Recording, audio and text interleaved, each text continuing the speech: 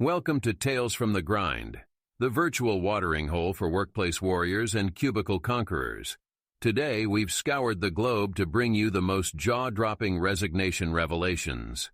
Stick around for our final story today, where one employee's dramatic exit left the boss begging for mercy and a lost set of keys.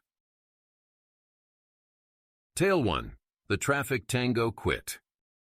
I was driving to work and got stuck in traffic due to an accident, so I called my boss to let him know I would be late. When I got to work, he yelled he would fire me if I pulled that kind of move ever again. The next day, there was another accident on the same road, meaning I would be late again. I turned around and went home. My boss, angry and swearing, called me to find out where I was. I told him I went home since he said I would be fired for pulling that kind of move again. "Oh, come on, I didn't mean it. Can you please come in?" My boss said, his tone suddenly changing. "Nope. Bye." Tale 2. Scholarship Liberator. In high school, I worked at a campground for many years. My senior year, I was applying for scholarships like mad because I knew that if I didn't get a good one, I'd be taking out loans and having to work full-time to pay for it. I got a call at work one day that I had gotten a full tuition scholarship to my first-choice school for university. I hung up the phone, went to my boss, and quit. He was cool about it. Hiring high school kids has that risk, but it was still a fun reason to quit. Tale 3. The Stealth Security Smasher. I'm pretty proud of myself for the way I quit my last two jobs. One of them was a security gig and they messed with me from the beginning. I had 60 hours of training for a grocery warehouse and never got a login for the computer, a badge to the building, or the security codes to the alarm system. After 2 weeks, I couldn't stand it, threw my uniform in a trash bag, wrote a scathing resignation letter about how this was the most poorly managed business I'd ever seen, then loudly announced I was quitting in the lobby while another person was applying.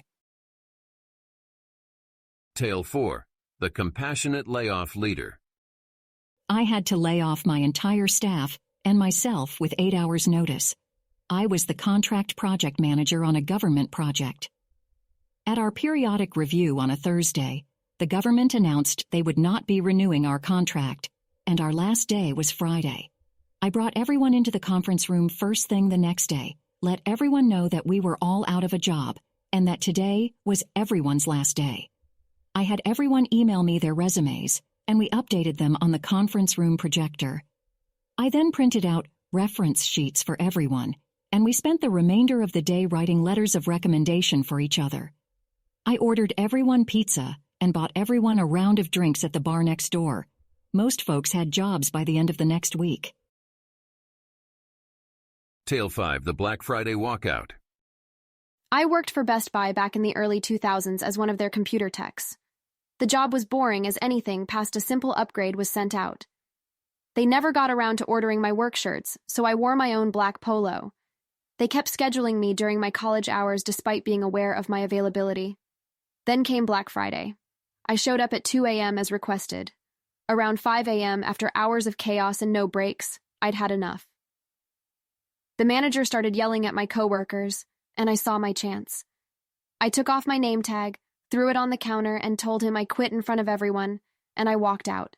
He demanded my store shirt, to which I replied, "I've been here 3 months and you never got me a shirt." It might have been petty, but it was the most liberating moment of my retail career. Tale 6. The Burrito Blaster's Exit. Didn't happen to me, but I got to witness it firsthand.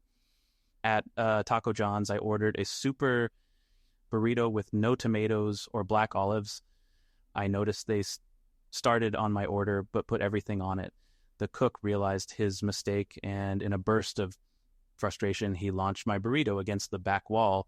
He then stripped off his uniform, put on a t-shirt, grabbed his cigarettes and drink, and marched out the back door. A coworker noticed him leaving and asked where he went. I pointed out the window and said, I think Brian just quit." Sure enough, Brian had just delivered one of the most memorable resignations to everyone at the Taco John's. And there you have it, folks. Stories of defiance, vindication, and the occasional lighthearted rebellion from the 9 to 5. Remember, even on your toughest day on the job, someone out there might be ready to hurl a burrito as their swan song. Be sure to subscribe to Tales from the Grind for more stories like these and drop a like if you enjoyed our stout-hearted quitters today.